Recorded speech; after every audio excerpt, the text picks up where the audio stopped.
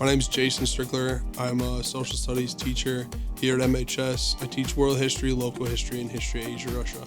But a lot of our students will become community members in the future, and a lot of the people continue to contribute to the community beyond just their high school years and raise their own families here. So being able to kind of establish that as a legacy and program that students can be able to connect with their community is really important and just was the inspiration for why I started the course. The project that we worked on with the local residents was specifically interviews. We interviewed a handful, about 5 or 6 older people from the community who personally was in the district and went to school in the district as well. So we just asked them a couple questions about how their experience was, what all changed and stuff like that during their time. I was excited to learn about what they had to say. I think a lot of elderly people hold a lot of knowledge that phones and the internet cannot tell us. I was surprised, even though way back when in the 50s, 60s, 70s, when Mukwonago wasn't a very populated area, my resident only went to school in a one-room school. There was about 30 kids between kindergarten through 12th grade.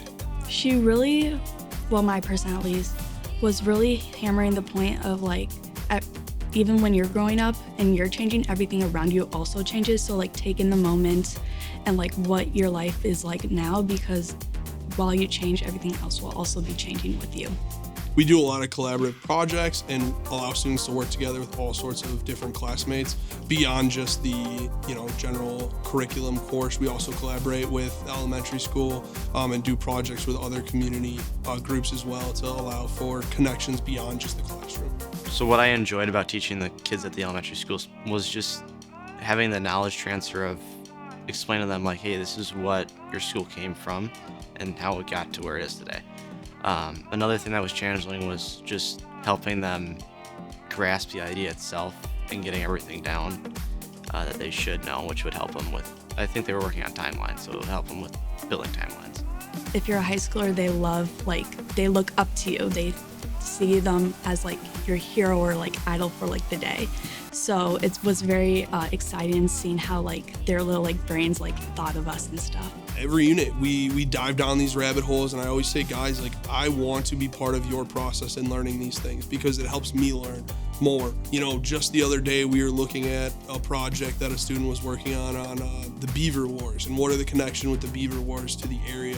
And we found some sources that I had no idea were out there and connected to our specific course and something I can include in the future. There's been 3 or 4 different times throughout the years that I've been able to take something a student found and expand on it and then include that into our actual course, which makes it better. Mr. Strickler's very nice. He's a good teacher, so he takes his time to sit down with each student and go more in depth with things that we're struggling with or things that he wants us to grasp.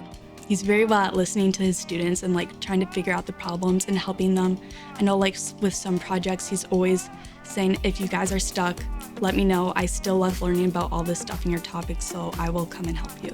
As someone who grew up in the community, lives in the community, and teaches in the community, to be able to share this information is probably one of my favorite things when I come to work each day, because of the value that it provides and the inspiration that I hope I can pass down. The one thing I found early on, especially with the Mukwonago history, is there's just not a lot of information out there. And the ultimate goal is to build that network of information and stories that we have and preserve a lot of that, because it's an ever-changing experience. And if students can see it, they might be inspired to continue to keep that story alive and keep those things kind of going, which is the ultimate goal of us as historians.